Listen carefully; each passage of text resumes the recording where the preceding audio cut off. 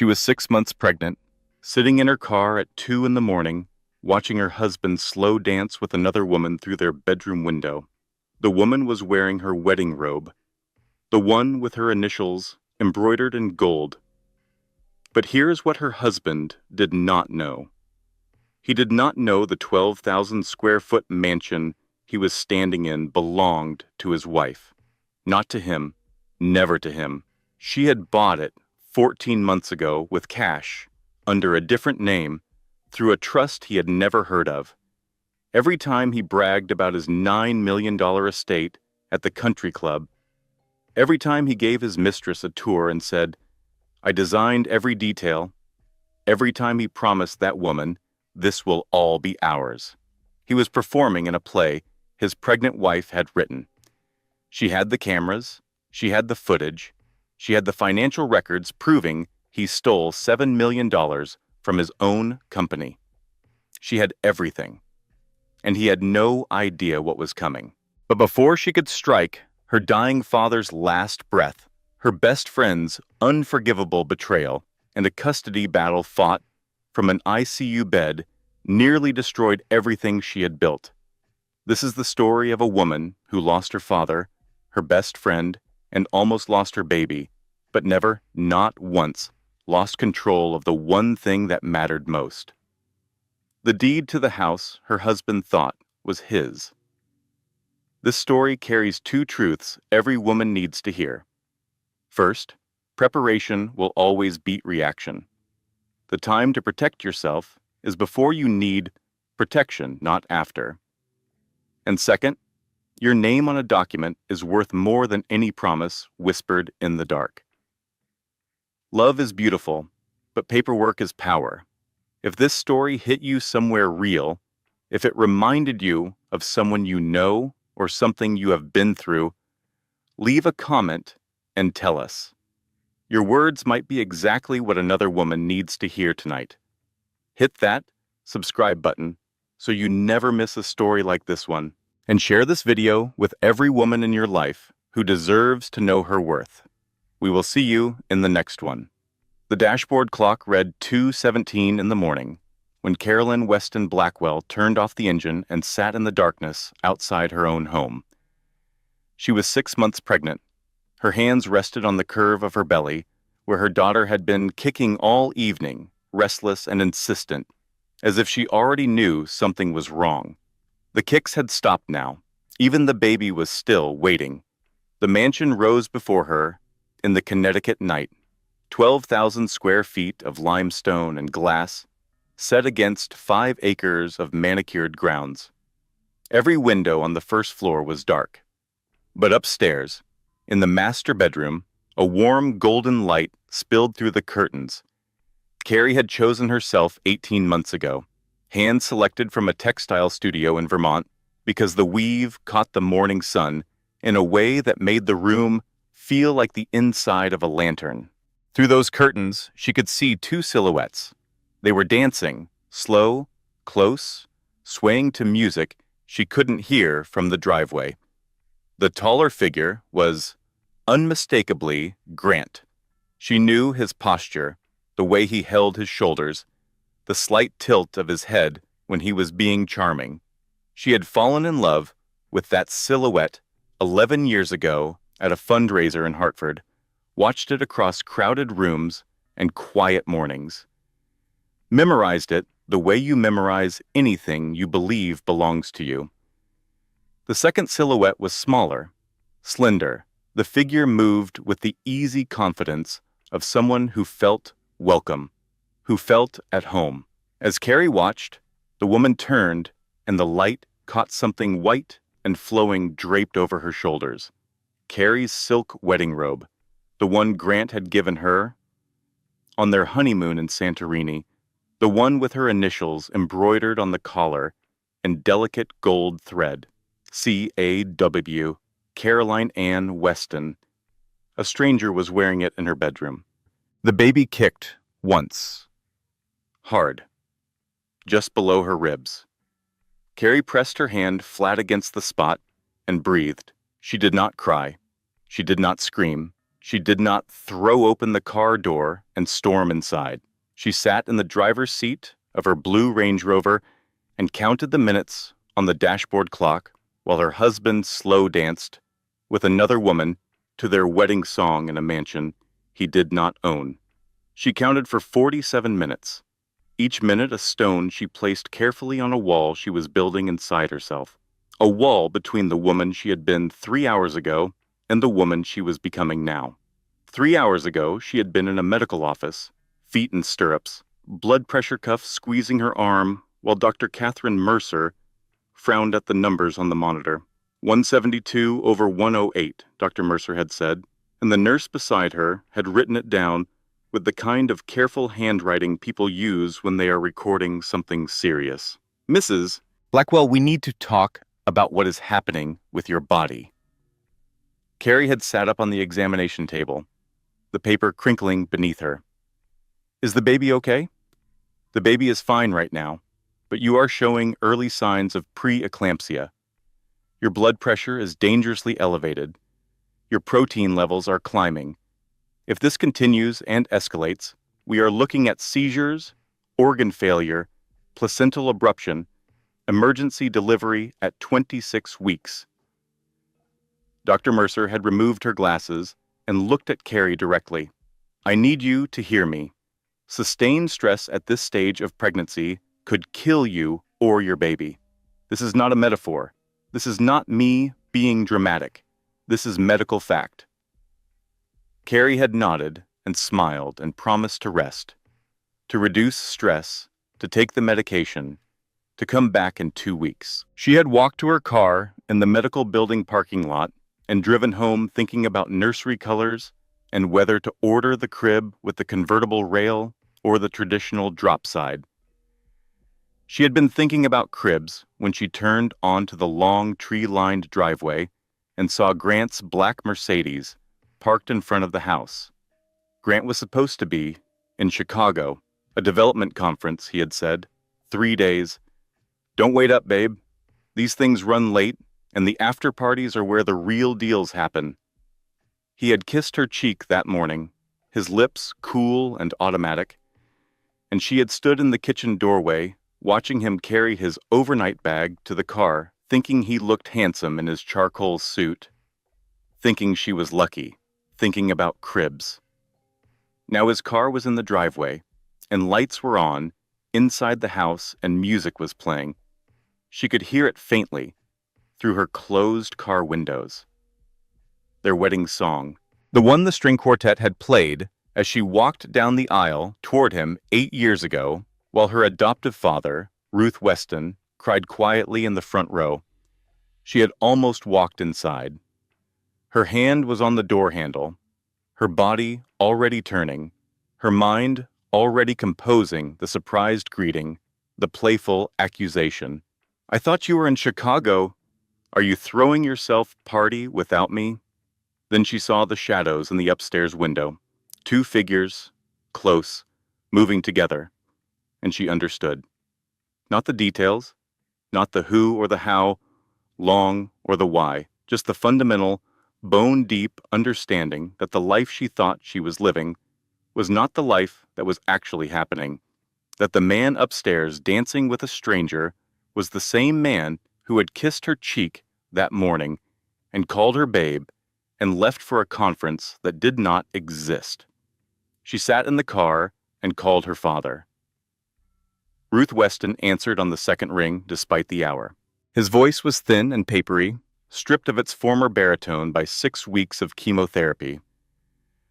Stage 4 pancreatic cancer had taken 30 pounds from his frame and most of the color from his face. But it had not touched his mind.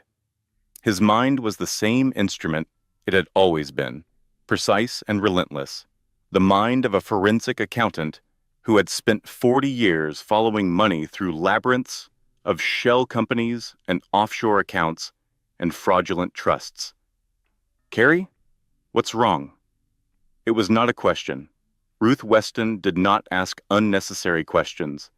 He heard the silence on the other end of the line, the particular quality of breathing that meant his daughter was holding herself together with both hands, and he knew. "Don't go inside," he said.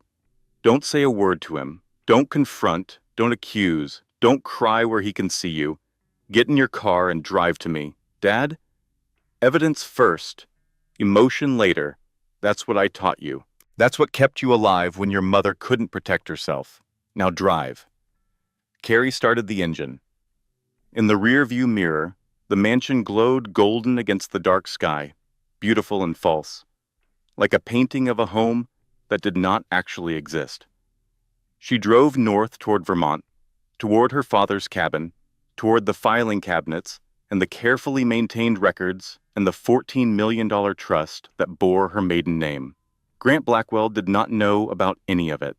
He did not know his wife had purchased this mansion 14 months ago with cash from an irrevocable trust. He did not know the deed was filed under Weston Legacy Trust, with Caroline Weston listed as sole trustee. He did not know that every mortgage payment he believed he was making went to an account Carrie controlled, that every property tax bill he thought was in his name was actually in hers, that the 12,000 square feet of limestone and glass he bragged about at his country club had never belonged to him at all. Grant Blackwell was dancing with his mistress in a house his wife owned under another name, and he had absolutely no idea. 5 months before that night in the driveway, 2 pieces of news arrived in the same week and split Carrie's life into before and after. On Tuesday, a pregnancy test showed 2 pink lines.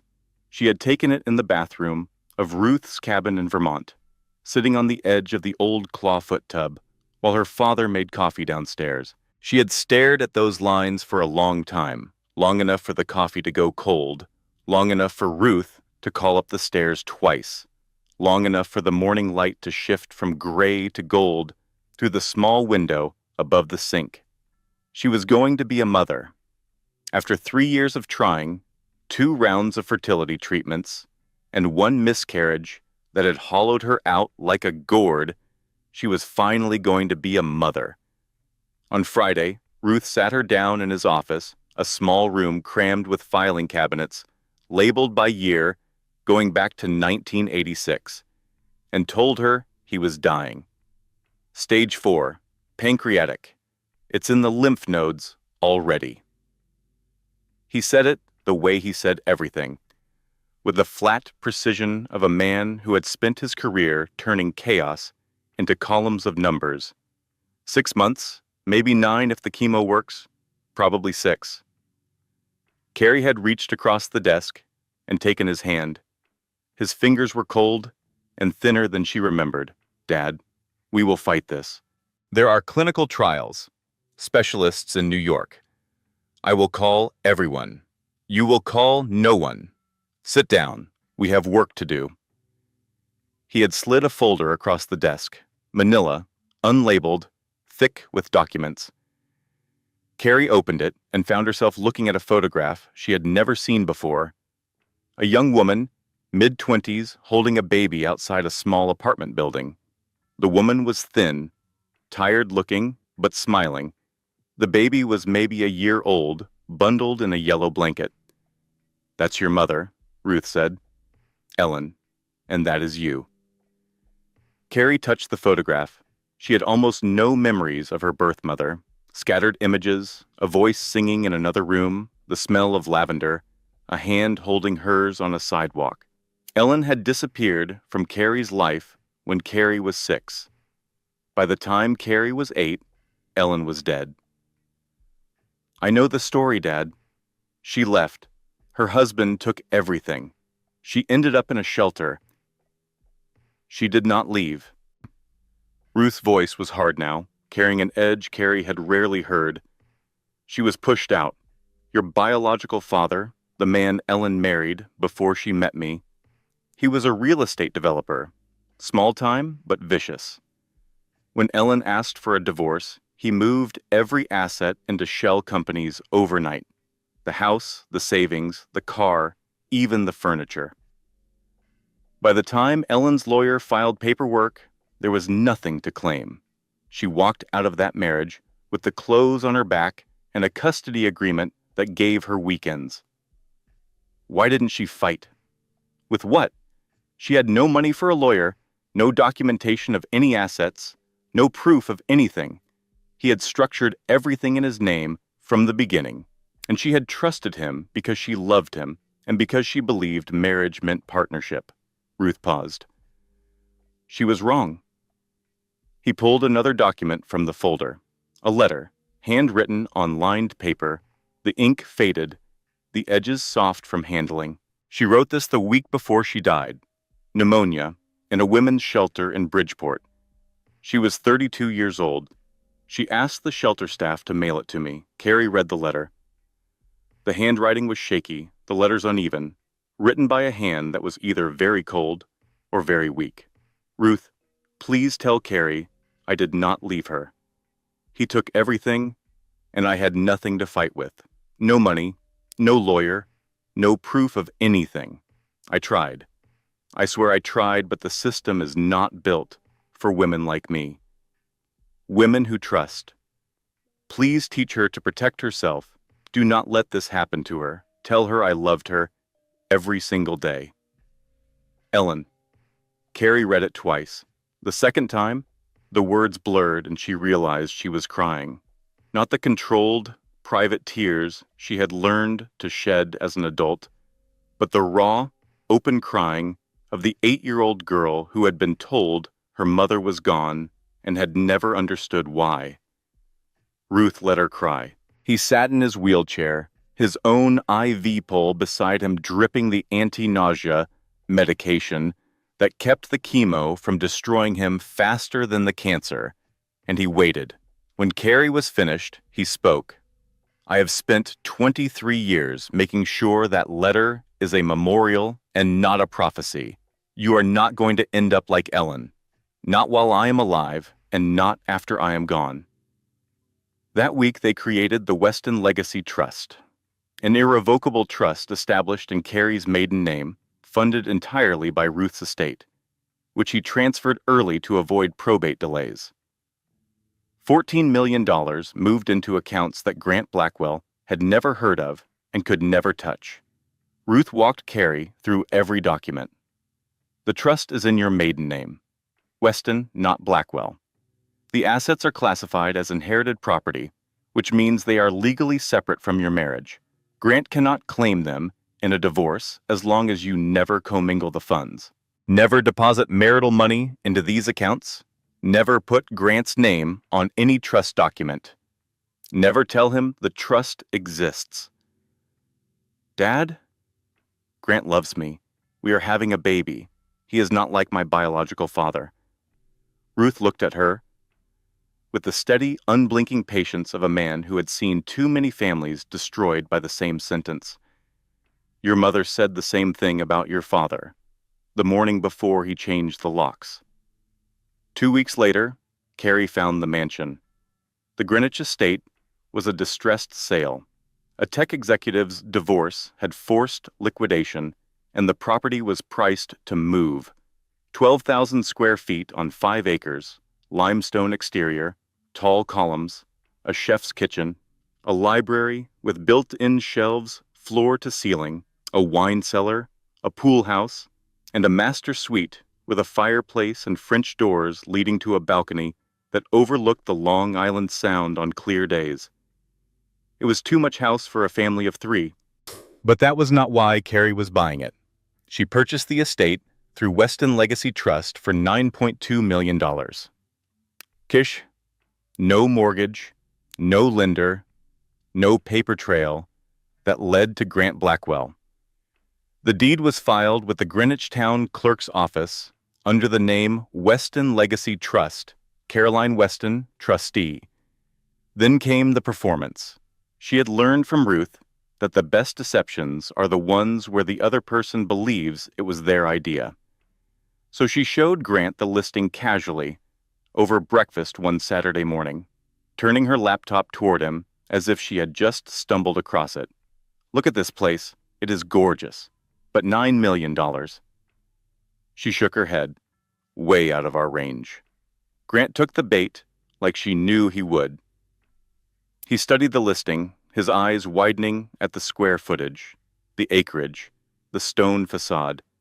This would be incredible for client entertainment. Can you imagine the holiday parties we could throw here? It is too expensive, Grant. We cannot afford this. Let me handle the finances. I have some investments coming through. If I structure it right, I can make this work. He had smiled at her, that confident, boyish smile that had made her fall in love with him 11 years ago. Trust me. Trust me. The two most dangerous words in the English language. Carrie arranged for the seller, who had already been paid, to play along with a mock negotiation. Grant spent 3 weeks going back and forth with the seller's agent, haggling over price, inspection contingencies, closing costs. He was masterful, aggressive, and entirely unaware that the deal had been closed before he ever saw the listing. When they moved in, Grant bragged to everyone, his business partners, his country club friends, his college roommates. He posted photos on social media with captions about hard work and vision and building an empire. He gave tours to visitors, pointing out the wine cellar he had never stocked, the library shelves Carrie had filled, the nursery she was already decorating for the baby who would arrive in 6 months. Cost me $9 million, he would tell anyone who would listen, but worth every penny. Every time he said it, Carrie smiled and said nothing. She was 2 months pregnant, her father was dying, and her husband was performing a fiction she had written for him. She was already 3 steps ahead. She just did not know yet how far behind she would need to fall before those steps mattered. The drive from Greenwich to Ruth's cabin in Vermont took 4 hours in light traffic. Carrie made it in 3.5, her hands tight on the steering wheel, her mind running calculations with the cold precision Ruth had spent a lifetime installing in her. She arrived at dawn. The cabin was small, hand-built by Ruth 30 years ago, surrounded by birch trees and quiet. Ruth was already awake, sitting at the kitchen table in his wheelchair with a pot of coffee and a legal pad. He had been making notes, she could see, his handwriting still meticulous despite the tremor in his hands. "Tell me everything," he said. "Start from the beginning. Don't leave anything out." Carrie told him, the Chicago conference that did not exist, the Mercedes in the driveway, the shadows in the bedroom window, the wedding song, the silk robe on a stranger's shoulders. She told it like a deposition, facts in order, emotions bracketed, the way Ruth had taught her when she was in law school, and he would quiz her over dinner about hypothetical cases. Ruth listened, without interrupting. When she was finished, he poured her a cup of decaf, pushed it across the table, and picked up his phone. "I am calling Lou Brannigan. He is a private investigator, former homicide detective, 30 years with the state police. I have used him on forensic cases for the past decade. He is expensive, thorough, and completely discreet. You already had an investigator picked out?" Ruth looked at her over the rim of his coffee cup. "I have had one picked out since your wedding day, just in case." Brannigan's report arrived 9 days later. It was 43 pages long, organized chronologically, cross-referenced, and devastating. The woman's name was Tessa Langford, 28 years old, interior designer. Grant had hired her 4 months ago to redesign the west wing of the mansion, the section that included his home office, a guest social, a guest suite, and a sitting room. The contract was filed with Blackwell Development Group as a business expense. But the affair had started 5 months ago, a month before the contract was signed. Brannigan had traced it to a design showcase in Manhattan, where Grant was a guest speaker and Tessa was displaying her portfolio. Hotel records showed they had checked into the same room at the Carlyle that night. Room 812, king bed. 2 glasses of champagne charged to Grant's corporate card. Grant had created the redesign job specifically to keep Tessa close. hired her so he would have an excuse to see her regularly, to bring her into the house, to install her in Carrie's life like a piece of furniture no one had ordered. The investigation revealed a pattern that made Carrie's skin crawl. Grant had been bringing Tessa to the mansion twice a week, always during Carrie's prenatal appointments, always on Tuesday and Thursday mornings between 9 and noon. The appointment schedule was on the shared calendar in the kitchen. Grant knew exactly when Carrie would be gone and exactly how long she would be away. Tessa had been sleeping in Carrie's bed, not the guest bed, not the couch, but the king-sized four-poster in the master suite that Carrie had chosen from a furniture maker in Maine, the bed where Carrie slept every night, the bed where she and Grant had conceived their daughter. But it was worse than that. Brannigan had obtained testimony from the housekeeper, Patricia Dunlop, who had been paid a $10,000 bonus by Grant to keep quiet. Patricia had eventually talked to Brannigan when he presented her with evidence that accepting hush money in connection with potential divorce proceedings could constitute obstruction. Patricia told Brannigan that Tessa had been wearing Carrie's clothes, not just the wedding robe, Carrie's sweaters, her jeans, her earrings. She used Carrie's shampoo and body wash and sat in Carrie's chair at the kitchen table and drank from Carrie's favorite coffee mug, the one with the chipped handle that Ruth had given her when she passed the bar exam. Grant had told Tessa that Carrie had moved out months ago, that the marriage was over, that Carrie was, in his words, unstable and didn't really want the baby. Carrie read that phrase 3 times. Didn't really want the baby. She was sitting in her father's cabin, 6 months pregnant, her daughter turning somersaults in her womb, and her husband had told his mistress that she didn't want the child she had spent 3 years trying to conceive. She put the report down, walked to the bathroom, vomited, washed her face, came back, picked up the report, continued reading. The next section was financial, and it was where Ruth's forensic instincts proved prophetic. Grant had been moving money, not just the pocket change of a man building a nest egg on the side, but systematic, sustained financial extraction.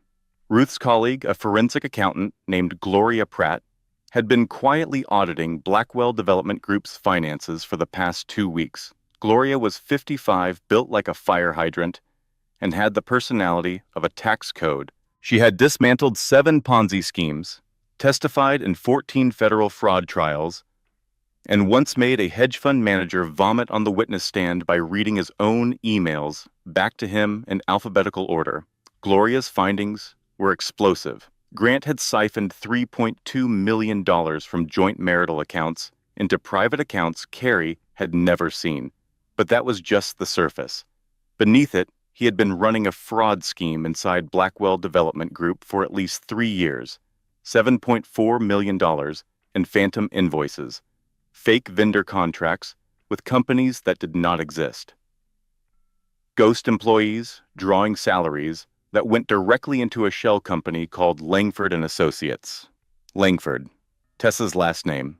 Grant had named his fraud vehicle after his mistress. He had stolen $7.4 million from his own company and funneled it into an account bearing the name of the woman he was sleeping with in his wife's bed, wearing his wife's robe, drinking from his wife's coffee mug.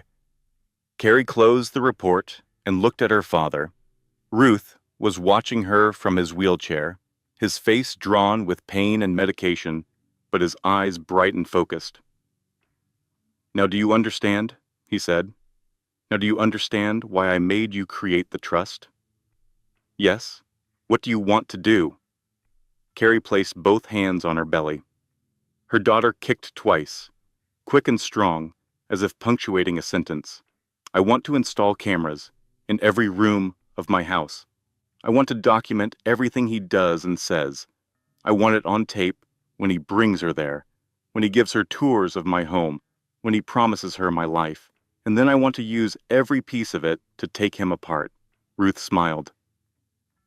It was the first time he had smiled in weeks. That's my girl. The camera installation happened the following Tuesday, while Grant was at the office and Tessa was at a client meeting across town. Carrie drove to Greenwich, met the security technician Ruth had vetted, and supervised the placement of 11 cameras throughout the house. Living room, kitchen, dining room, Grant's office, the guest bedroom, the hallway outside the master suite, the foyer, the wine cellar, the garage, the back patio, and the master bedroom itself. Every room was marked with small security signage, as required by Connecticut law. The signs were discreet, tucked into corners, and mounted at floor level where Grant would never notice them, because Grant never looked down. He was the kind of man who only looked up at deals and opportunities and women who weren't his wife. The footage began accumulating that same evening. Grant came home from work, changed into casual clothes, and made a phone call in his office. Yeah, she is in Vermont again. Blood pressure or something. The doctor told her to rest. A pause. No, she won't be back until Friday. Come over whenever you want. Another pause and then a laugh. Wear that thing I like. Carrie watched the footage at midnight in her father's cabin. She watched Grant open the front door for Tessa at 7:30. Watched him pour 2 glasses of the Barolo she had been saving for their anniversary. Watched him give Tessa a tour of the house room by room, as if he were an estate agent showing a property he had built from the ground up. In the master suite, Grant swept his arm across the room. 2,000 square feet. I designed every detail. The fireplace is Italian marble. The bathroom has heated floors, dual rain shower heads, a soaking tub I had imported from a place in Tuscany. Carrie had designed every detail. She had spent 3 months working with an architect, selecting materials, reviewing blueprints. Grant had not attended a single design meeting. His only contribution had been to complain about the cost of the heated floors, which Carrie had paid for with trust money without telling him. Then Grant walked to the nursery, the half-finished nursery with the soft, yellow walls and the crib still in its box, and the mobile of silver stars Carrie had ordered from a craftsman in Vermont. This room, Grant said, and he paused at the doorway, looking at the space Carrie had been preparing for their daughter. We will convert this into your design studio, once the baby situation gets sorted out. Once the baby situation gets sorted out. Carrie paused the footage, replayed it, paused it again, listened to her husband refer to their unborn daughter as a situation, as something to be sorted, as an obstacle standing between him and the life he wanted to build with a woman who wore Carrie's clothes and slept in Carrie's bed.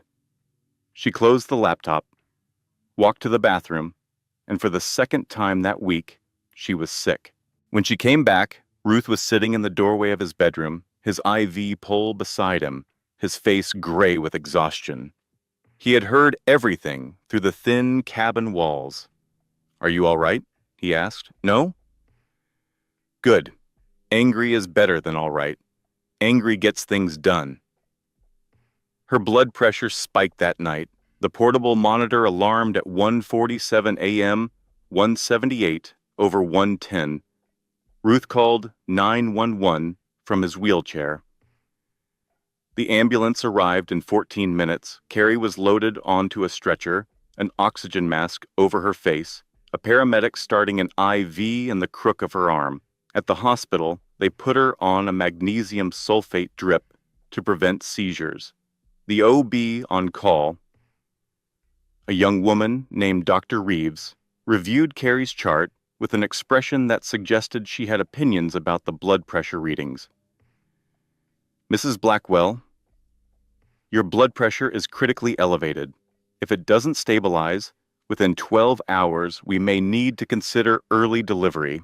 At 26 weeks, your baby would survive, but we're talking potential brain bleeds, underdeveloped lungs, a NICU stay of months, and possible long-term developmental complications. What do I need to do? Eliminate whatever is causing this level of stress. Completely, non-negotiably. Your life and your baby's life depend on it. Carrie lay in the hospital bed, monitors beeping, magnesium making her feel like her bones were made of sand, and thought about what Dr. Reeves was asking. Eliminate the stress. The stress was her husband. The stress was the affair, the fraud, the cameras, the planning, the controlled demolition of her entire life. She could not eliminate the stress. She could only survive it. Ruth arrived an hour later, wheeled in by a hospital orderly. He looked terrible, the trip from his cabin to the hospital, having taken whatever reserves he had left. But he sat beside her bed, his IV pole next to hers, and held her hand. I'm going to destroy him, Dad. I know, but you're going to do it smart, and you're going to do it alive. Carrie spent 5 days in the hospital. Her blood pressure stabilized, barely. The magnesium drip was tapered. The baby showed no signs of distress. Dr. Reeves discharged her with a blood pressure monitor, a bag of medication, and a warning that felt more like a threat. Next time, Mrs. Blackwell, we may not have the luxury of waiting. Grant picked her up from the hospital. He drove the 2 hours from Greenwich to the Vermont Medical Center, brought flowers, opened her car door, carried her bag, rubbed her feet when they got home. He made her decaf tea and asked about the baby and placed his hand on her belly. With the gentle tenderness of a man who loved his wife and child more than anything in the world. I can't wait to meet our little one, he said, his palm warm against the place where their daughter was turning slowly, peacefully, unaware of everything. Carrie smiled and leaned into him and said, "Me too," and thought about the footage on her laptop of him calling their daughter a situation. She was back in the mansion now, back in the space Grant had contaminated with his mistress and his lies, and she played her role with the discipline of a woman who had learned to control her face before she learned to control her finances. The next 3 weeks were a quiet war conducted entirely behind Grant's back. Gloria Pratt, the forensic accountant, continued her audit of Blackwell Development Group. She worked from a rented office in Stamford, communicating with Carrie exclusively through an encrypted email account Ruth had set up. Gloria's findings grew more damning by the day. The phantom invoices were not random. They were systematic, carefully structured to mimic legitimate vendor payments, timed to coincide with actual project milestones. Someone with accounting knowledge had designed the scheme. Your husband isn't smart enough to have built this himself, Gloria told Carrie during a secure phone call. He had help. Someone set up the shell company structure, someone who knows how to create paper trails that look legitimate. We need to find out who. The cameras continued recording. Grant brought Tessa to the house 4 more times in those 3 weeks. Each visit followed the same pattern. Tessa arrived after Carrie left for a prenatal appointment. They ate lunch in the kitchen. They went upstairs to the master bedroom.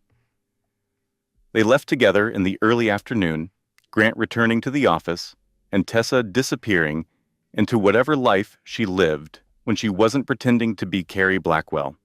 Carrie documented everything: dates, times, audio transcripts, still frames from the video. She organized it the way Ruth had taught her to organize evidence. Chronologically, cross-referenced, backed up in 3 separate locations. She told Meg everything. Meg Holloway was Carrie's best friend. They had been inseparable since their first year of law school at Georgetown, surviving contracts class, and constitutional law, and bar exam preparation through a combination of mutual terror and late-night study sessions, fueled by cheap wine and cheaper pizza. Meg had been Carrie's maid of honor. She had thrown the baby shower 3 months ago, decorating the mansion with pink streamers and a banner that read, "Baby Blackwell," in glitter letters. Meg was also a family law attorney, one of the best in Connecticut. She had handled dozens of high-asset divorces, and she listened to Carrie's situation with the barely contained fury of a woman who had spent her career watching powerful men try to destroy their wives. "We will bury him," Meg said. She was sitting in Ruth's cabin, legal pad in hand, already taking notes. "I'll file the divorce petition Monday. We present the camera footage, the financial fraud, the proof the mansion belongs to your trust. We hit him with everything at once. He won't know what happened." "What about custody? You have documentation of him calling the baby a situation. You have medical records showing your pregnancy is high risk, specifically because of stress he caused. You have footage of him bringing his mistress into the family home while you were at prenatal appointments. No judge in Connecticut is giving that man unsupervised custody of an infant." Carrie felt something she had not felt in weeks. Safety. Not happiness, not peace, but the specific relief of knowing that someone competent was handling the worst thing that had ever happened to her. She called Ruth that evening. "We're ready. Meg is filing Monday." "Good." His voice was fading. Each day it was a little quieter, a little more distant. "I'm proud of you, sweetheart." She went to bed that night in the guest room of the mansion, not the master bedroom. She could not bring herself to sleep there anymore, and she felt something that was almost hope, almost safe. On Monday morning, the hope died. Meg called at 7:15. Carrie was in the kitchen making tea, still in her robe, the baby kicking gently against her ribs. "Don't panic," Meg said. And Carrie's blood went cold because nothing good has ever followed those two words. Grant found two of the cameras, the one in his office and the one in the guest bedroom. How? He had a private security company sweep the house this weekend. They found the two cameras, but missed the others. The living room, kitchen, master bedroom, and hallway cameras are still active. But Carrie, here's the thing. He's not confronting you about it. He didn't call you. He didn't come home furious. He called his attorney. That's worse. That's much worse. At 2:30 that afternoon, a process server appeared at the mansion's front door. Carrie answered it, holding a cup of tea, barefoot, 6.5 months pregnant in a gray sweater and leggings. The man handed her a thick envelope and said, "You've been served, ma'am," and walked back to his car. Carrie opened the envelope in the kitchen. It was not divorce papers. It was an emergency petition for psychiatric evaluation and potential involuntary commitment, filed by Grant Blackwell, through his attorney, Trevor Nash, in the Superior Court of Fairfield County. The petition claimed that Caroline Blackwell, née Weston, had been conducting obsessive and invasive surveillance of the marital home without the knowledge or consent of her spouse. That she had abandoned the marital residence for extended periods during a high-risk pregnancy, demonstrating impaired judgment and potential danger to her unborn child. That she exhibited paranoid and controlling behavior consistent with a mental health crisis requiring professional evaluation. The petition requested an emergency psychiatric evaluation within 14 days. If the evaluation found Carrie to be mentally unstable, Grant would file for emergency custody of the unborn child upon delivery. He was not filing for divorce. He was trying to get her declared insane. If he succeeded, the baby would be his the moment she was born. Carrie drove to Vermont. She arrived at Ruth's cabin at dusk, carrying the petition like it was something contaminated, something that might infect her if she held it too long. Ruth read it in his wheelchair. His hands shook, but not from the cancer, from rage, pure, distilled, righteous rage, that turned his pale face red and made his jaw clench so hard Carrie could hear his teeth grinding. "He's going to take my baby, Dad." Ruth looked up from the papers. His eyes, sunken and circled by dark shadows, burned with a fire that had nothing to do with illness. "No, he won't. Not while I'm breathing. Carrie did not sleep that night. She lay in the narrow bed in her old room at the cabin, the one Ruth had kept exactly as it was when she left for college, and stared at the ceiling. Her daughter moved restlessly inside her, responding to the cortisol flooding Carrie's bloodstream, and Carrie pressed her hands to her belly and whispered to her, "I won't let him take you. I won't let anyone take you. I don't care what it costs. I don't care what I have to do. You are mine, and I am yours, and nobody is going to change that." Outside, the Vermont night was silent. Inside, the war had entered a new phase. The psychiatric evaluation was conducted 12 days later in a neutral office in Hartford. The court-appointed psychiatrist was Dr. William Foster, a man in his 60s with a gray beard and wire-rimmed glasses who had been evaluating custody cases for 25 years and had developed an allergy to drama. Carrie prepared for the evaluation the way she had once prepared for trial. She reviewed her medical records, rehearsed answers to likely questions, chose her outfit carefully. Navy blue dress, modest jewelry, minimal makeup. She wanted to look exactly like what she was, a pregnant woman who was scared and smart and fighting for her child. Dr. Foster spent 2 hours with her. He asked about her childhood, her marriage, her career, her decision to install cameras, her relationship with her father, her feelings about the pregnancy. He was thorough and unhurried and gave no indication of his opinions. Carrie did not mention the affair, did not mention the fraud, did not mention the cameras beyond confirming she had installed them. She presented herself as a pregnant woman who had taken reasonable security measures in her own home and had been ambushed by a husband who turned those measures into evidence of mental illness. When Dr. Foster asked why she had installed the cameras, she said, "I am a former attorney. My father is a forensic accountant. We are people who document things. When I began to feel that something was wrong in my marriage, my instinct was to gather information. That is not paranoia. That is training." Dr. Foster's report, filed 1 week later, was unambiguous. Mrs. Blackwell presents as a highly intelligent, emotionally regulated individual experiencing significant marital distress during a high-risk pregnancy.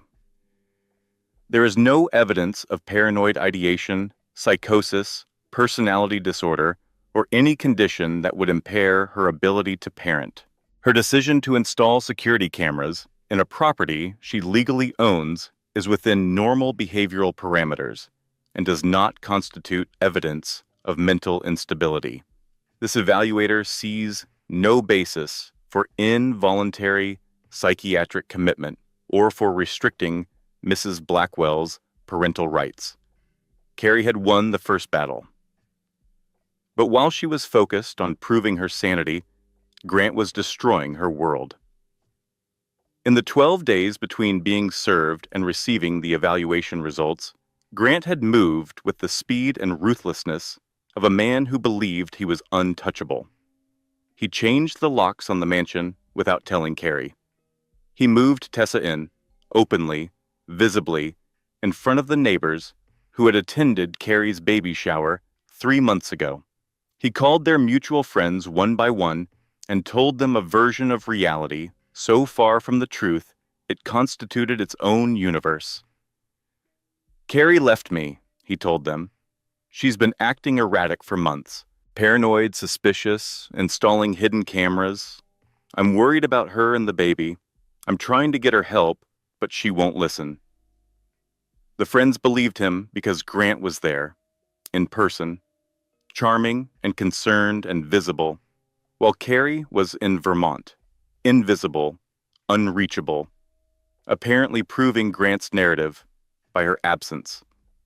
One by one, the text messages stopped, the phone calls dried up.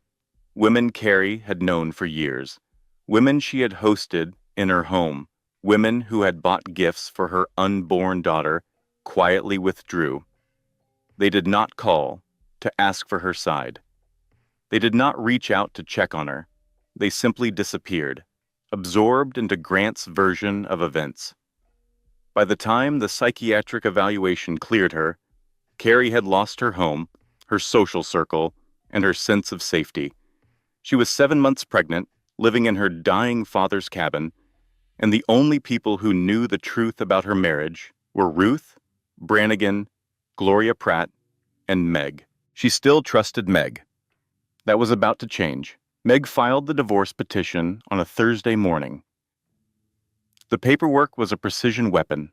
67 pages of documentation, including camera footage, transcripts, forensic accounting summaries, proof of mansion ownership, through Weston Legacy Trust, a motion to evict Grant from the property, and a criminal referral to the FBI regarding the $7.4 million in corporate fraud. Grant was served at his office at 11:30 a.m. by a process server who walked past the receptionist, through the executive floor, and into a partner meeting where Grant was presenting quarterly projections to 6 people who controlled the future of Blackwell Development Group. Grant Blackwell? I'm in a meeting. You've been served.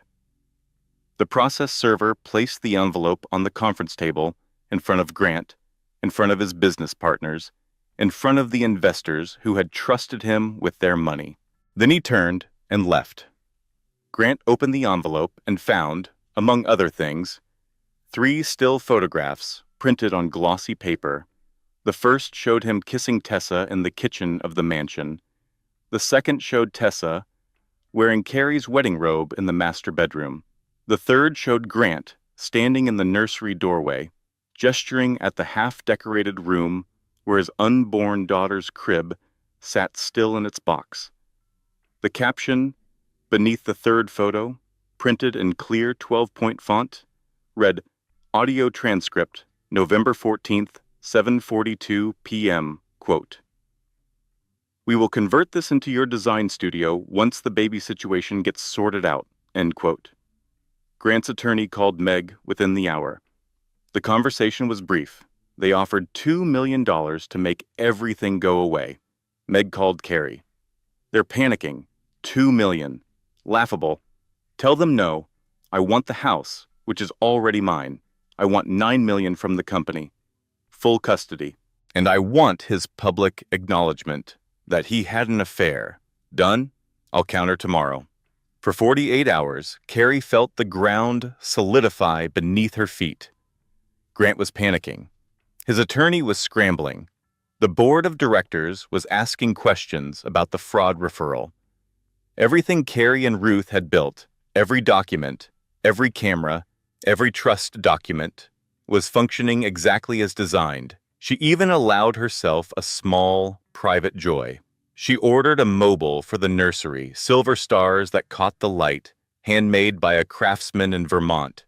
She imagined hanging it above the crib, imagined her daughter staring up at those stars, reaching for them with tiny fingers. Then the world collapsed. It happened on a Wednesday evening. Meg had visited the cabin the day before, bringing case files and takeout Chinese food and a bottle of sparkling cider for Carrie. They had spent the evening reviewing documents, discussing strategy, and for a few hours, Carrie had felt like she had her best friend back. Like the nightmare of her marriage had not consumed every relationship in her life. Meg left the next morning, but forgot her laptop. She realized it when she was already an hour into the drive back to Hartford and texted Carrie. Left my laptop on the kitchen table. Can you grab it? I'll pick it up this weekend. Carrie was going to set it aside. She had no intention of opening it, but she needed to send Meg a document, a revised asset list Gloria had prepared, and her own laptop was charging in the bedroom. She opened Meg's laptop, intending to log into her own email. The browser was open, not to Meg's work email, which Carrie had seen many times, but to a personal Gmail account Carrie had never known existed. The inbox was visible, and the most recent email, received that morning, had a subject line that stopped Carrie's heart. Blackwell Strategy Update, Weekly Summary. The sender was a name Carrie did not recognize, but when she opened the email, the first line read, "Trevor, here's this week's summary of developments in the Weston Blackwell matter as discussed. Trevor Nash, Grant's attorney." Carrie sat down at the kitchen table and read. The email was the latest in a thread that went back 2 months. 2 months. Meg had been communicating with Grant's legal team since before Carrie had even told her about the cameras. The emails were organized and methodical, which somehow made them worse. Meg had been providing weekly updates on Carrie's legal strategy, her emotional state, her health, her plans. She had forwarded Ruth's forensic accounting files. She had provided the locations of the hidden cameras, which explained how Grant's security company knew exactly where to look. She had shared details about the Weston Legacy Trust, its structure, its funding sources, its potential vulnerabilities. She had even forwarded Carrie's medical records, including the preeclampsia diagnosis and the doctor's warnings about stress. Carrie scrolled down through the thread, reading 2 months of betrayal organized into neat paragraphs. Each email began the same way. "Here's what I know as of this week." She found the explanation buried in an email from 6 weeks ago, the first one in the thread. Grant had contacted Meg directly after Carrie confided in her about the affair. He had not threatened her immediately. He had started with an appeal. "Meg, I know Carrie told you about Tessa. I want you to hear my side. The marriage has been dead for years. Carrie is controlling, manipulative. She installed hidden cameras in our home. I'm scared for the baby." Meg had responded, "Grant, I'm Carrie's attorney. This communication is inappropriate." Grant's next email had changed everything. "I kept souvenirs from Boston. Remember Boston? 3 weeks. The Langham Hotel, room 412. I have the receipt from your Bar Association credit card. You were representing the Morrison family that week, using a professional card for a personal hotel room while actively handling a case. That's commingling of funds and a conflict of interest. One call to the disciplinary board, and your license is gone." But there was more. In a follow-up email, Grant had written, "I also remember what you told me about the Harris case, how you helped Margaret Harris hide $2 million from the IRS by routing it through a Canadian shell company. You told me that in bed, Meg. Pillow talk. I recorded it on my phone. Would you like to hear the audio, or would you prefer that the FBI heard it first?" Meg had crumbled. Completely, totally, catastrophically crumbled. And rather than tell Carrie the truth, rather than come to her best friend and say, "Grant is blackmailing me. We need to find another attorney. I am compromised," she had simply begun feeding information to the enemy.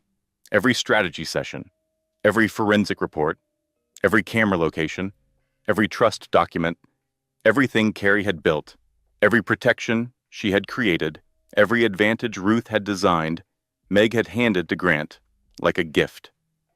Carrie closed the laptop. She sat at the kitchen table for a very long time. The cabin was quiet. Ruth was sleeping in his room, the morphine drip the hospice nurse had installed that week, keeping the worst of the pain at bay. She picked up her phone and called Meg.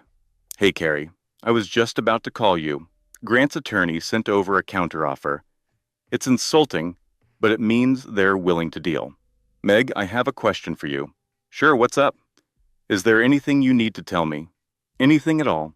About the case? About Grant?" "About anything." A pause. Brief, but measurable. The pause of someone calculating. "No, everything is on track. We're going to win this, Carrie. Trust me." Trust me. The same words Grant had used. The same hollow promise. From the same hollow place. Carrie hung up and walked to Ruth's room. She knelt beside his bed and touched his shoulder until he woke. His eyes were cloudy with pain medication, but they sharpened when he saw her face. "What happened?" She told him all of it. The emails, the timeline, the blackmail, the 2 months of systematic betrayal. Ruth listened, with his eyes closed, processing. When she finished, he was quiet for a long time. Then he said the worst thing she had ever heard him say. "This is bad, Carrie. Grant now knows about the trust, about the remaining cameras, about the fraud evidence, about everything we've built. He has had weeks to prepare countermoves." A breath. "We need a new attorney. Someone Grant has never met, never heard of, cannot reach. And we need to move fast. Because right now, he is using everything Meg gave him to take apart every protection I've spent a year building for you."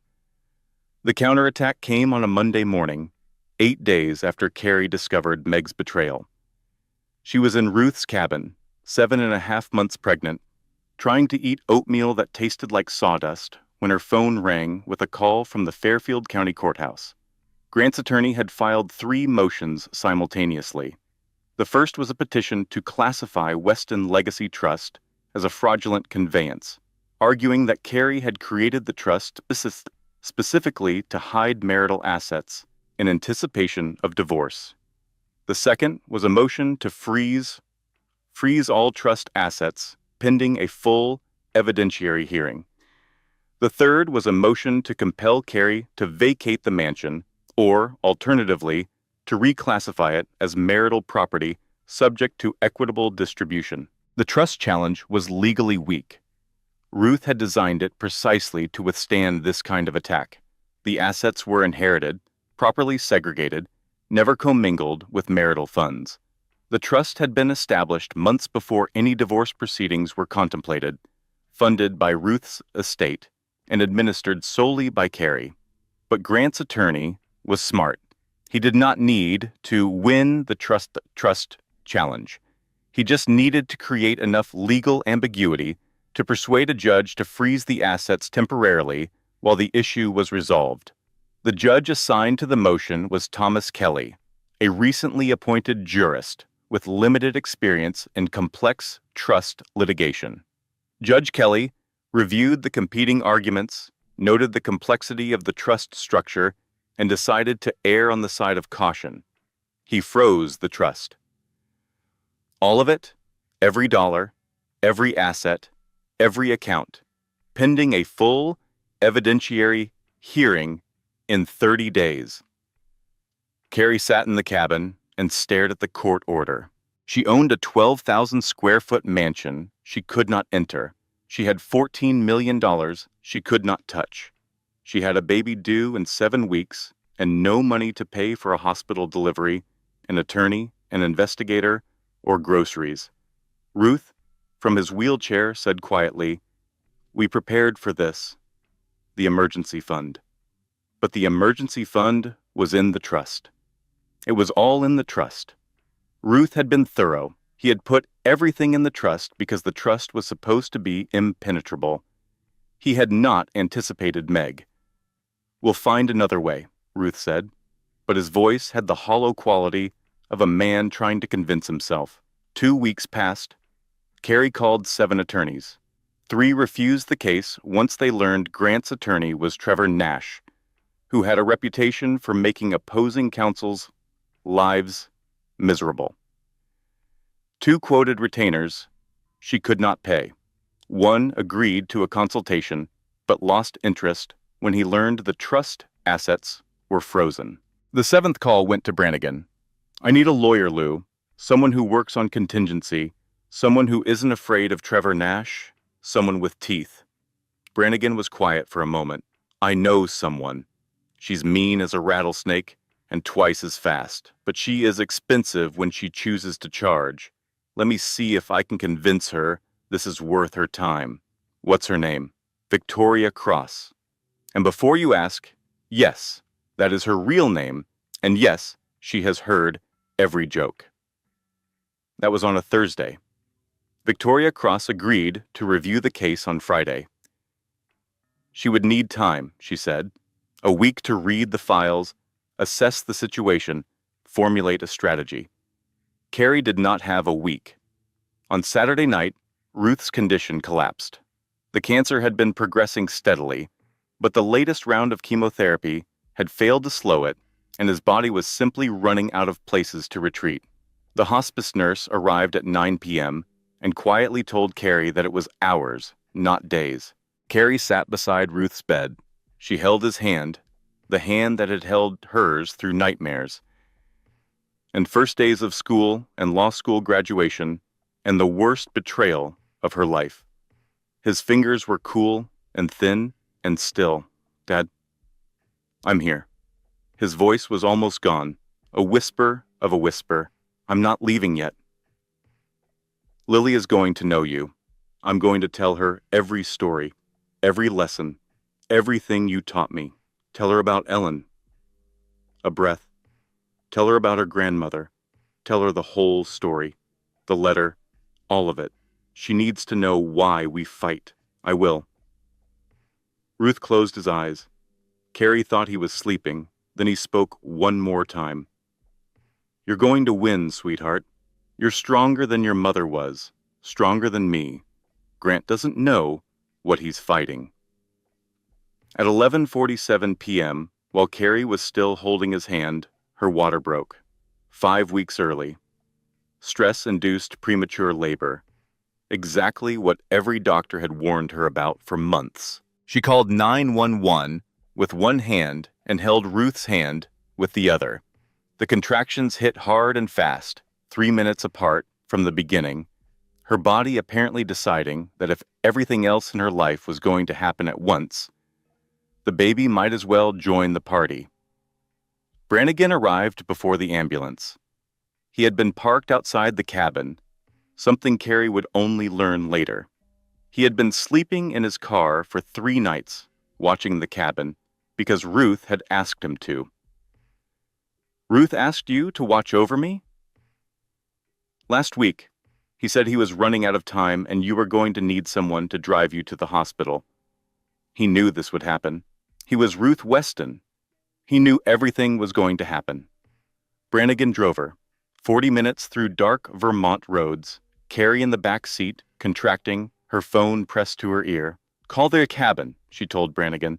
"Call the hospice nurse. Tell her to put the phone by his ear." The nurse answered.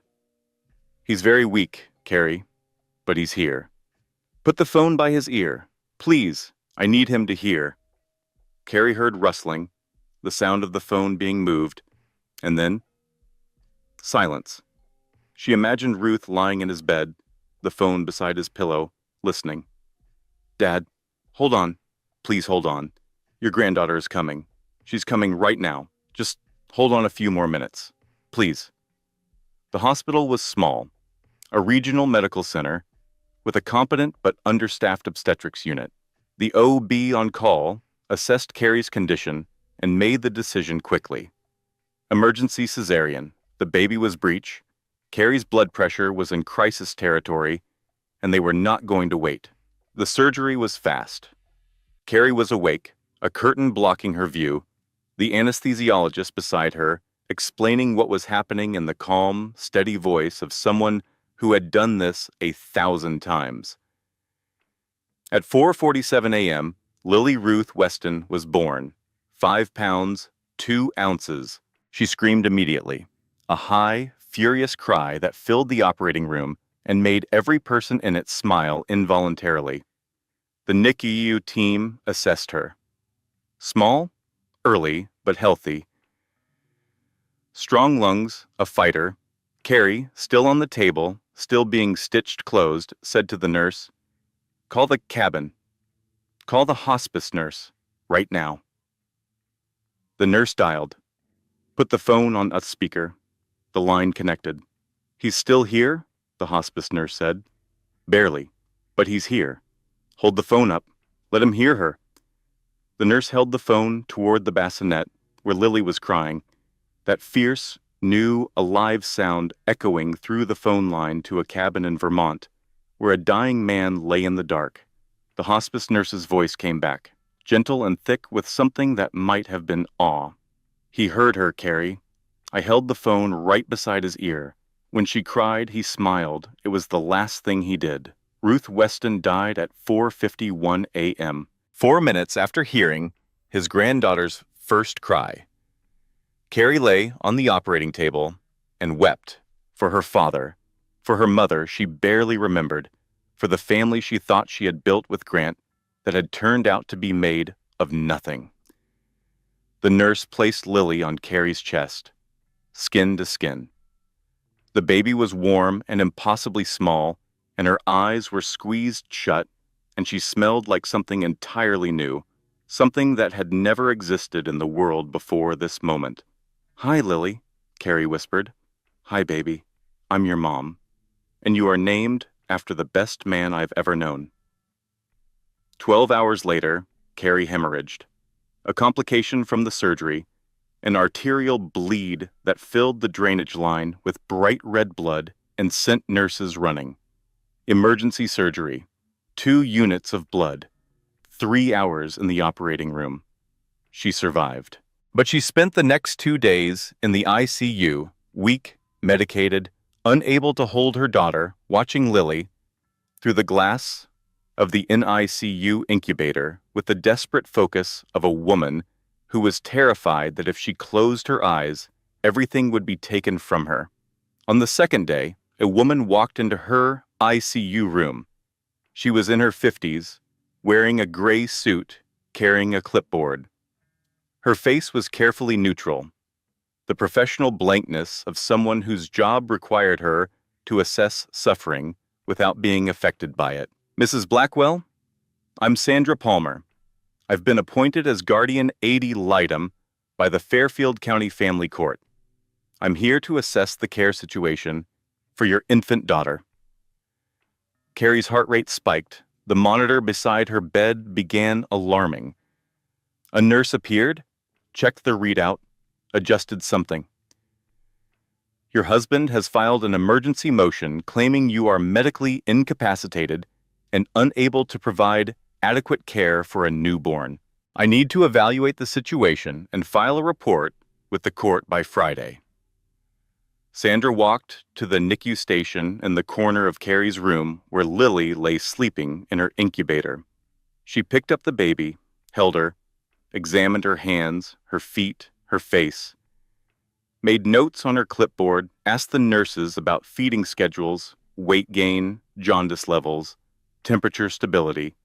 Carrie watched a stranger hold her 2-day-old daughter and write things on a clipboard that would determine whether Carrie got to keep her. She could not get out of bed. She could not walk to the incubator. She could barely speak through the fog of pain medication and blood loss and exhaustion and grief. "Please don't take her." Sandra looked at her. Behind the professional mask, something moved, something human. "I'll file my report by Friday, Mrs. Blackwell. For now, the child remains with you." She placed Lily back in the incubator and left. Carrie reached through the incubator porthole and placed her hand on Lily's chest.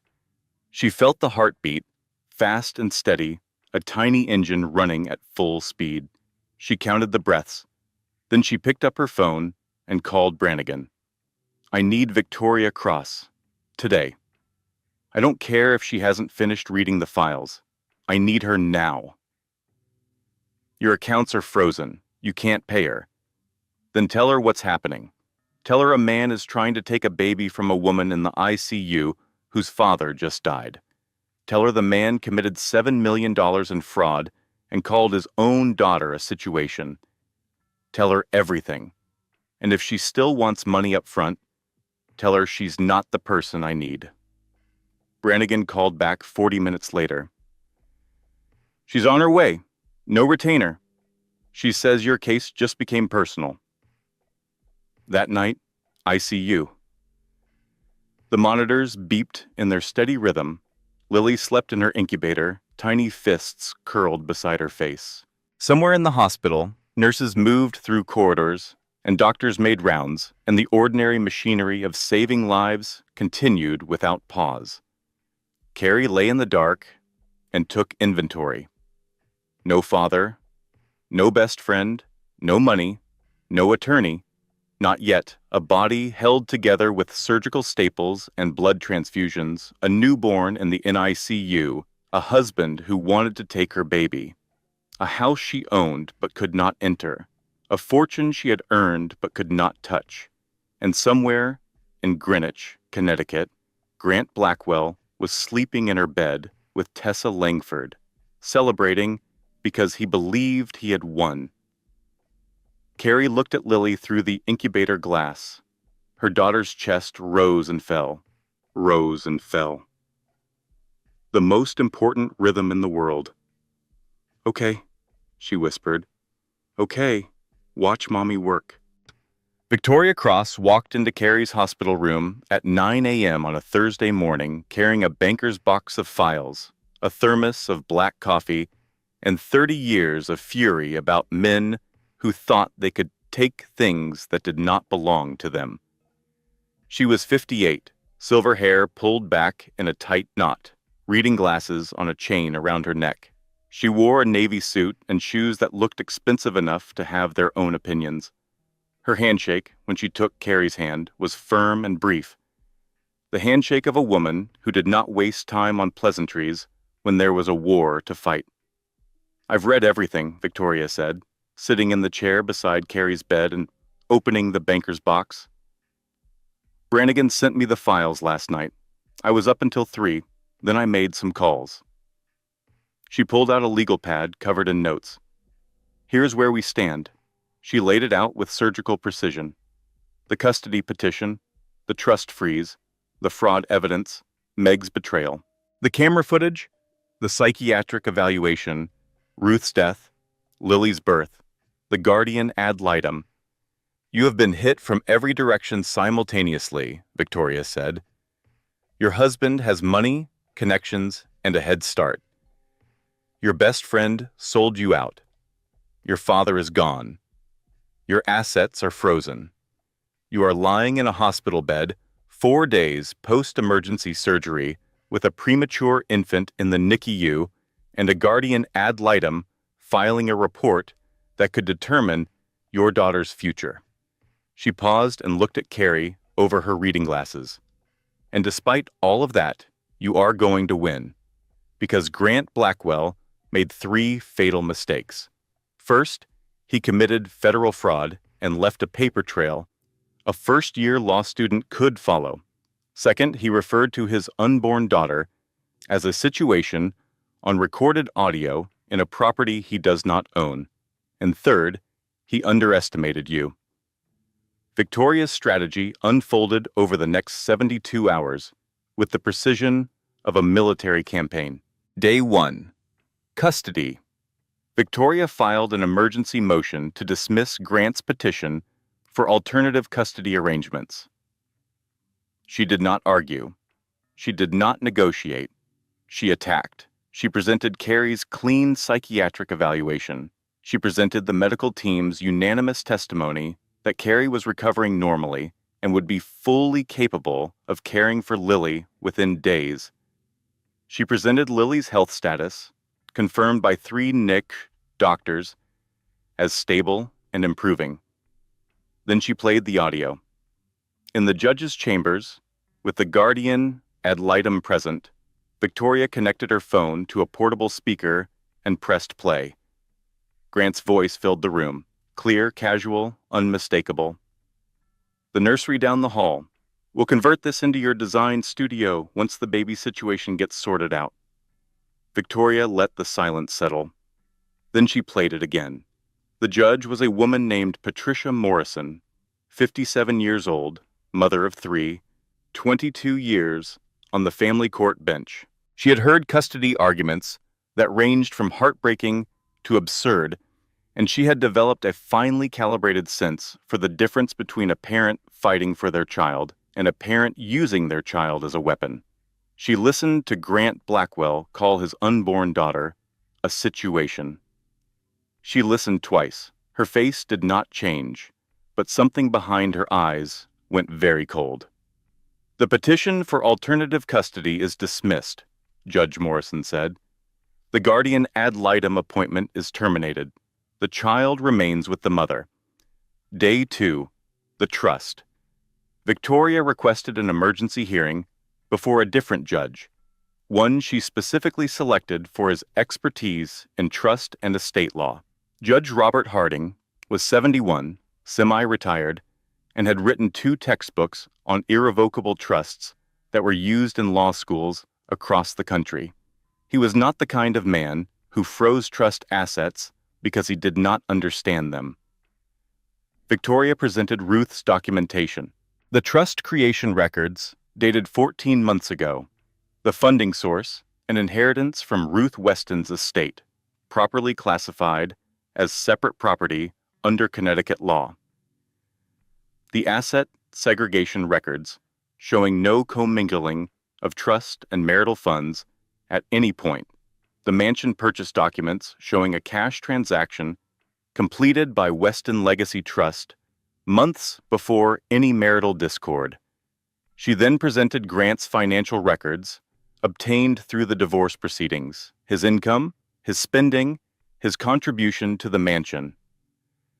Mr. Blackwell's sole financial contribution to this property, Victoria said, consisted of paying the monthly electric bill, which averaged $370, using funds he had already diverted from joint marital accounts without his wife's knowledge.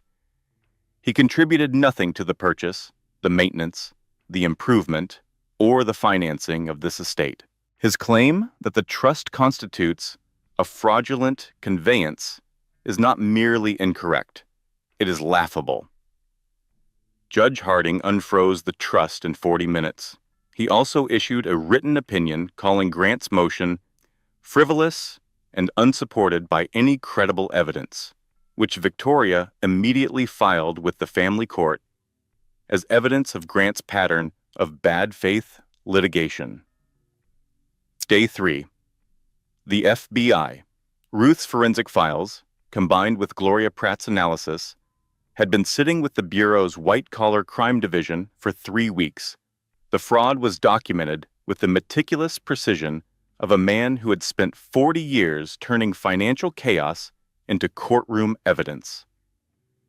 $7.4 million in phantom invoices, fake vendor contracts with companies that existed only on paper, ghost employees drawing salaries that flowed directly into Langford and Associates, the shell company Grant had named after his mistress. Federal agents visited Grant at the mansion, Carey's mansion, and informed him he was the subject of an active criminal investigation. They recommended he retain separate counsel for the criminal matter, as his divorce attorney was not equipped to handle federal fraud charges.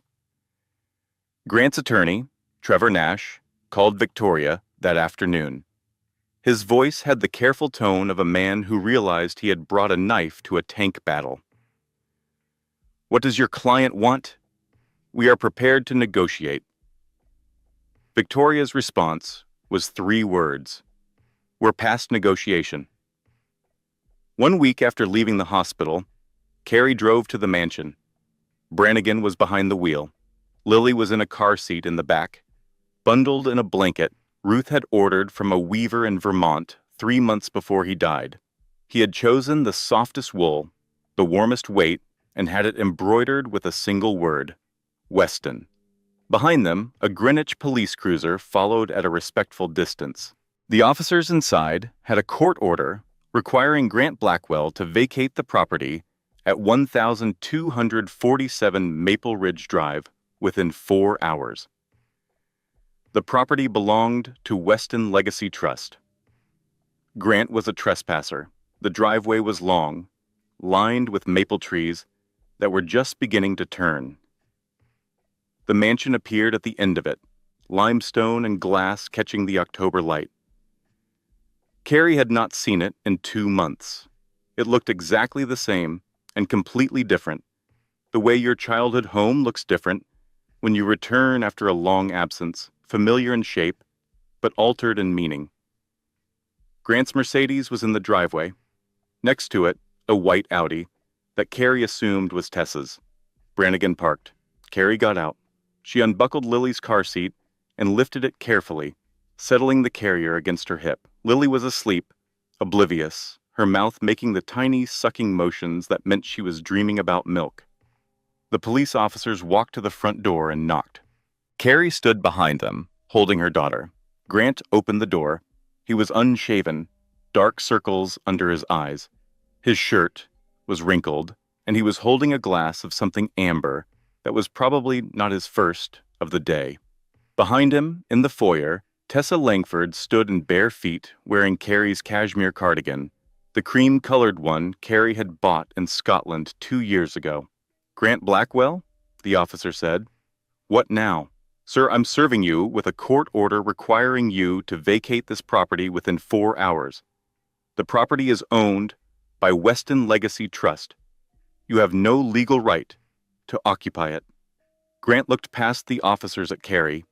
His expression moved through a sequence that Carrie would remember for the rest of her life. Confusion first, then irritation, then the slow, dawning comprehension of a man watching the floor disappear beneath his feet. "That's not right. This is my house. I bought this house. Read the deed, Grant." Carrie's voice was calm, steady, the voice of a woman who had spent 7 months being broken and was now, finally, standing on solid ground. "Read the trust documents. Read the purchase agreement from 14 months ago. My name, my money, my house. You never owned a single brick." "That's impossible. I negotiated the price. I met with the seller. I shook his hand." "You shook his hand after I had already paid him. The deal was closed before you ever saw the listing. I let you negotiate because you needed to feel like you were in control. I let you brag to your friends and post on social media because it didn't matter. The deed was in my name the whole time." Grant stared at her. The amber drink trembled in his hand. "You planned this."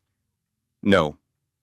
I planned to protect myself and my daughter from a man who was stealing from his own company, sleeping with his employee, and calling his unborn child a situation. The planning started when you gave me a reason." Tessa had been listening from the foyer. Now she stepped forward, her arms crossed, her face the careful blank of someone trying to process information that contradicted everything she believed. "You told me you bought this house," Tessa said to Grant. Her voice was flat. Not angry yet, just empty. "You told me it cost you $9 million. You stood in the master bedroom and said you designed every detail." Grant turned to her. "Tessa, let me explain. Did you buy this house? It's complicated. Did you buy this house, Grant?" Silence. Grant looked at the court order, at the police officers, at Carrie holding their daughter in a carrier against her chest, at Tessa standing behind him in stolen cashmere. The world he had constructed, the careful fiction of wealth and power and ownership, was collapsing in real time, and everyone was watching. "No," he said finally. The word came out small, the smallest word Carrie had ever heard him say.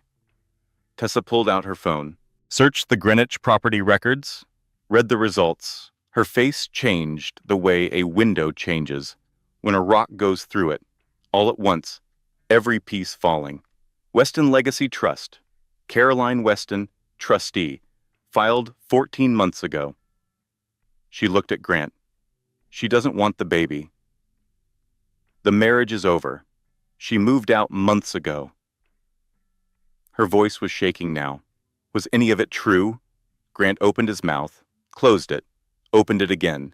For the first time in his life, the man who had charmed boardrooms and country clubs and 2 mistresses simultaneously had absolutely nothing to say.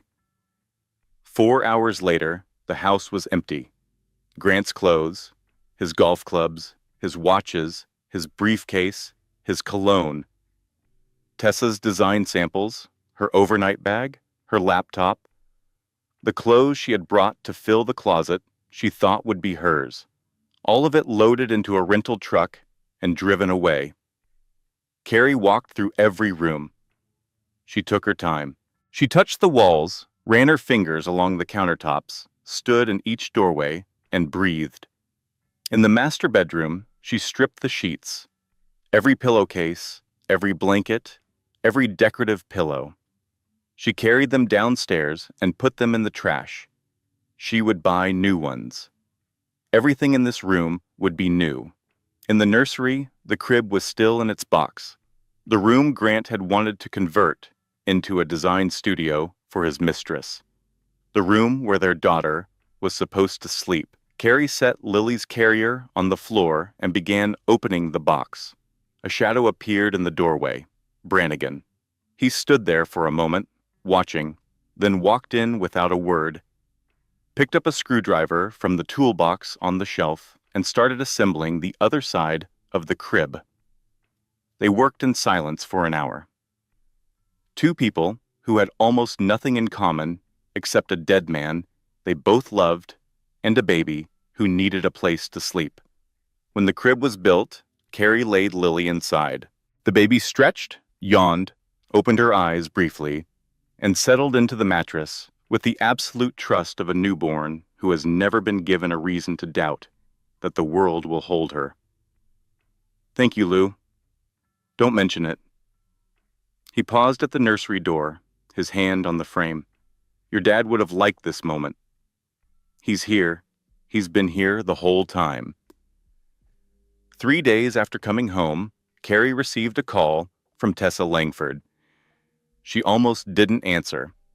The number was unknown, and she had been screening calls since the divorce filing, letting voicemail catch everything and reviewing it later with Victoria. But something made her pick up. "Please don't hang up. It's Tessa. I have something you need to see." They met at a diner off Route 1. Neutral ground, bright lights, vinyl booths, a waitress who refilled coffee without being asked. Tessa was already there when Carrie arrived, sitting in a corner booth, wearing a plain gray sweatshirt and no makeup, her hair pulled back in a knot. She looked 10 years older than 28. Carrie slid into the opposite side of the booth. Lily was in her carrier, asleep. "What do you have?"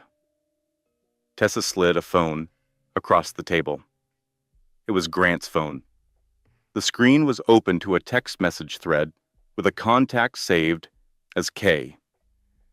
Carrie read the messages. They were romantic, explicit, and dated back 7 months. 7 months. Overlapping with Carrie, overlapping with Tessa, a third woman, someone named Kelly who worked at Grant's gym. The messages followed a pattern Carrie recognized because she had seen it before in the camera footage. The same promises, the same script, the mansion, the money, the future, word for word. "He told Kelly I was just a fling," Tessa said. "That I didn't mean anything. That Kelly was the real one. He used the exact same words on her that he used on me." She paused. "I bet he used them on you, too." Different words, same meaning. Tessa wrapped her hands around her coffee cup. "I need you to know something. When Grant hired me, he told me you were abusive, that you controlled his money, monitored his phone, isolated him from friends. He said the marriage had been dead for years, and that you were only staying for the money. He said you didn't want the baby." "And you believed him." "I wanted to believe him. I grew up poor. My mom cleaned offices at night. My dad was gone before I could remember him. I worked my way through design school, taking every freelance job I could find. When Grant noticed me, when he offered me the redesign contract and then started paying attention to me as a person, it felt like I had finally made it." She looked at Lily, sleeping in the carrier. "I never met you.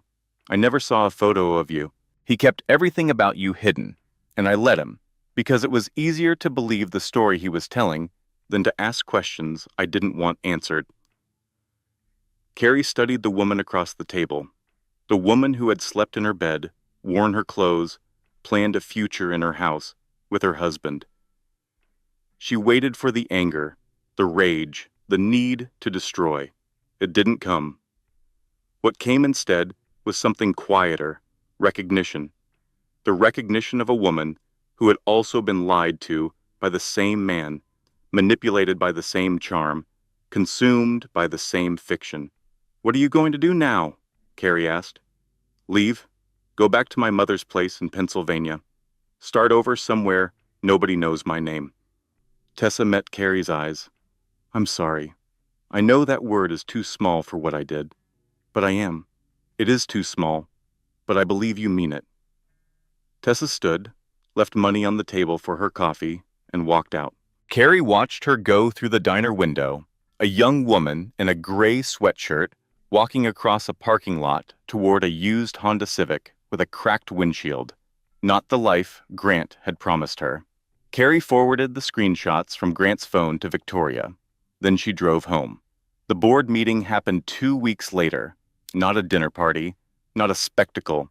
A legitimate meeting of the Blackwell Development Group Board of Directors held at the mansion because Carrie, as the primary creditor of the company's startup capital, had standing to participate and the right to choose the venue. Victoria had invited the board chairman, Gerald Foster, 3 other board members, the company's outside counsel, 2 major investors, and a business reporter from the Hartford Courant, whom Brannigan had connected with after Ruth's death. Grant was not invited. But Grant showed up anyway, because Grant always showed up wherever he believed he was still important. He walked through the mansion's front door in his best charcoal suit, carrying a leather briefcase, looking like a man about to close the biggest deal of his life. He stopped when he saw Carrie sitting at the head of the conference table. His seat. The chair he had always occupied at the head of every table in every room. Lily was beside her in a carrier, sleeping the unconcerned sleep of a baby who had not yet learned that the world could be unkind. Carrie did not stand, did not raise her voice, did not perform. She simply presented the evidence the way Ruth had taught her, the way she had been trained in law school, the way you build a case when you want it to be unassailable. She played the camera footage. Grant and Tessa in the kitchen, the bedroom, the living room, the nursery. Grant's voice narrating tours of a house he did not own. The footage of him calling the baby a situation. She presented Gloria's forensic analysis. $7.4 million in phantom invoices. The shell company named Langford and Associates. The paper trail connecting every fraudulent dollar to Grant's personal accounts. She showed Kelly's text messages. The third woman, the identical script, the same lies told to 3 different women simultaneously. She presented the custody manipulation. The psychiatric evaluation petition, the emergency custody motion filed while Carrie was hemorrhaging in an operating room. The guardian ad litem sent to evaluate a woman in the ICU 2 days after giving birth. Grant sat through all of it. Carrie watched his face cycle through the stages she had seen before. Fury, disbelief, calculation, denial. But this time there was a new stage at the end, one she had never seen on his face: surrender. Gerald Foster spoke first. "Grant, the board voted unanimously to accept your resignation 3 days ago. We notified your attorney. We are cooperating fully with the FBI investigation. Your equity in the company is frozen pending resolution of the criminal charges. You can't do this to me." But the words had no force. They were the words of a man who knew he was finished and was reciting his lines because he didn't know what else to do. "You did this to yourself," Carrie said. She adjusted Lily's blanket, looked at him with the steady calm of a woman who had been through fire and come out with something harder than anger. "You brought your mistress to my mansion. You slept with her in my bed. You put my wedding robe on her shoulders and called my baby a situation. You stole $7 million from your own company and put it in an account named after the woman you were cheating with. You tried to have me declared insane. You tried to take my daughter while I was bleeding out on an operating table." She paused. I didn't do anything to you, Grant. I just stopped protecting you from yourself. The legal outcomes arrived over the next 3 months in a sequence that felt less like justice and more like gravity, things falling exactly where they should have always been. The divorce was finalized in December. Carrie retained sole ownership of the mansion and all trust assets, full custody of Lily, $8.5 million from the company's sale, negotiated by Victoria with the efficiency of someone who had stopped enjoying negotiations 20 years ago and now simply executed them. Grant was indicted on 14 counts of wire fraud in January. His attorney negotiated a plea deal. 3 years in federal prison, $4.2 million in restitution. He reported to the minimum security facility in Danbury in March. Meg Holloway was reported to the Connecticut Bar Association by Victoria's office. The investigation took 4 months. Meg was disbarred. The federal crime Grant had used as blackmail, the hidden assets she had helped a client move, was investigated separately. Meg cooperated fully, testified against the client, and received 3 years of probation instead of prison. She sent Carrie a letter, 12 pages. Carrie read it at the kitchen table one morning while Lily played with a stuffed rabbit on the floor. She read every page. Then she folded the letter, placed it in a drawer, and did not respond. Some betrayals are too large for words. Some apologies arrive too late to matter. Some friendships end not with an explosion, but with the quiet closing of a drawer. Spring came to Greenwich, the way it always does, slowly and then all at once. The grounds around the mansion erupted in color, daffodils and tulips, and the cherry trees along the driveway bursting into clouds of pink and white. Carrie planted a garden in the backyard. Not a formal garden, not the manicured landscape of the estate's original design, but a working garden with herbs and tomatoes and sunflowers and a patch of wildflowers that attracted bees and butterflies. She dug in the dirt with her bare hands while Lily sat in a playpen on the patio, watching the world with the wide, serious eyes of a baby who was determined to understand everything immediately. She had begun meeting with women, not formally, not through a business or an organization, but through the quiet network that forms when one woman tells another woman about what she survived, and the other woman says, "I need that kind of help too." A friend of a friend whose husband controlled all the family finances. A neighbor whose divorce attorney had stopped returning her calls.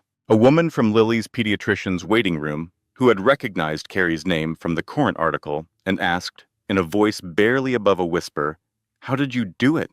How did you protect yourself?" Carrie answered each question the way Ruth had answered hers, with facts, with documents, with the patient, methodical certainty that preparation beats reaction every time. She had also started having coffee with Brannigan every Wednesday morning. He came to the house at 9, brought donuts from a bakery in Coscob, and they sat on the back porch and talked about nothing important. The weather, the Yankees, a documentary he had watched, a book she was reading. He never mentioned Ruth directly. But sometimes, when Lily did something new, like pulling herself up on the coffee table or laughing at the dog next door, Brannigan would get a look on his face that was almost soft. And Carrie would know he was thinking about the man who should have been there to see it. On a Saturday morning in June, 9 months after Lily's birth, Carrie drove to Vermont. The cabin had been sold, per Ruth's will, to a young couple who were restoring it. They had kept the garden and added a chicken coop and painted the shutters a cheerful blue that Ruth would have found unnecessary but acceptable. They waved as Carrie drove past on the dirt road that led to the hillside behind the property. Ruth's grave was at the top of the hill, under a sugar maple he had planted 30 years ago. The headstone was simple: gray granite, engraved with the words, Ruth Weston, 1957 to 2026. He kept his promises. Carrie carried Lily on one hip and a small wooden box in her other hand. She knelt in the grass beside the headstone and opened the box. Inside were three things: Ellen's letter, the one Ruth had shown her, the day he told her about the trust, the deed to the mansion, a copy printed on heavy paper, and Lily's birth certificate, which read Lily Ruth Weston in the space where the name should be. You saved us, Dad. Both of us. Everything you built, every document, every lesson, every file and every cabinet in that cabin. It worked. Lily has the trust, Lily has the house, and Lily has the story. The whole story. Your story, and Ellen's, and mine. Lily reached for the wildflowers growing beside the grave. Purple aster and goldenrod, planted by the new owners at Ruth's request in the will. He had specified the varieties.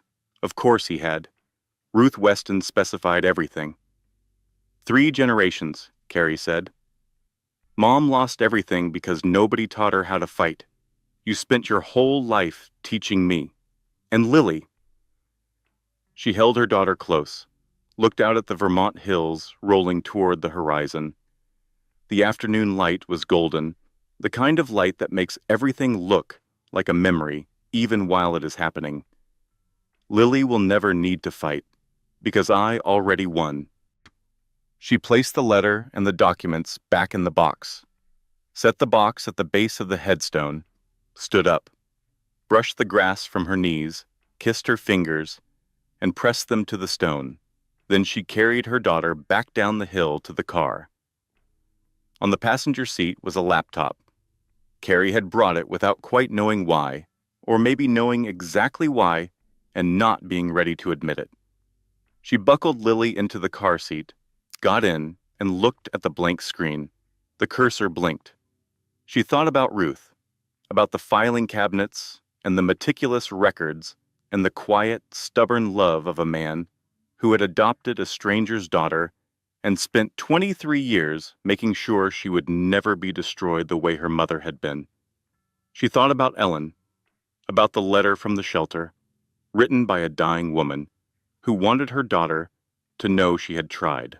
She thought about Lily, 9 months old, already pulling herself up on furniture, already reaching for things above her head, already certain that the world would hold her because so far it always had. She thought about every woman who had asked her, "How did you do it?" and the look in their eyes when she told them. Not awe, not admiration, relief. The relief of learning that survival was possible, that protection was possible, that there was a path through the worst thing you could imagine, and the path was paved with preparation and documentation and the refusal to be erased. Carrie placed her hands on the keyboard, typed the first sentence. Chapter 1. The night I watched my husband dance with another woman in my bedroom. The cursor blinked. Lily babbled in the back seat, a stream of happy nonsense, directed at the stuffed rabbit clutched in her fist. Carrie smiled. Small, private, real. The smile of a woman who had been through fire and found on the other side, not the ashes she expected, but the foundation she had built without knowing it. The foundation Ruth had poured. The foundation Ellen had dreamed of. The foundation Lily would stand on. She kept writing. The words came easily because they were true, and true stories. The really true ones. The ones that hurt and heal in equal measure. Those are the ones that find their way to the people who need them most. Outside, the Vermont hills turned gold in the setting sun. Inside the car, a mother wrote and a daughter babbled, and the story that had started with betrayal ended with something better. Not revenge, not victory, not even justice, though all of those things had happened along the way. Peace. The peace of a woman sitting in a car on a hillside in Vermont, her daughter safe behind her, her father's grave tended and honored, her house waiting for her in Connecticut, her future stretching out before her and like a road with no end and no speed limit, and nobody in the passenger seat telling her where to go. Her story, her terms, her name on every page. Caroline Weston, the woman who bought the mansion, the woman who kept the secret, the woman who watched her husband bring his mistress home and waited, patient and furious and alive, until the moment she could stand in her own doorway and say the 4 words that changed everything. This house is mine. This content was carefully researched, developed, and manually edited by our team to deliver meaningful stories with valuable life lessons. Every narrative is crafted to entertain, inspire, and empower our audience. We believe that great stories can change lives, and we are committed to bringing you content that matters. Thank you for being part of our community.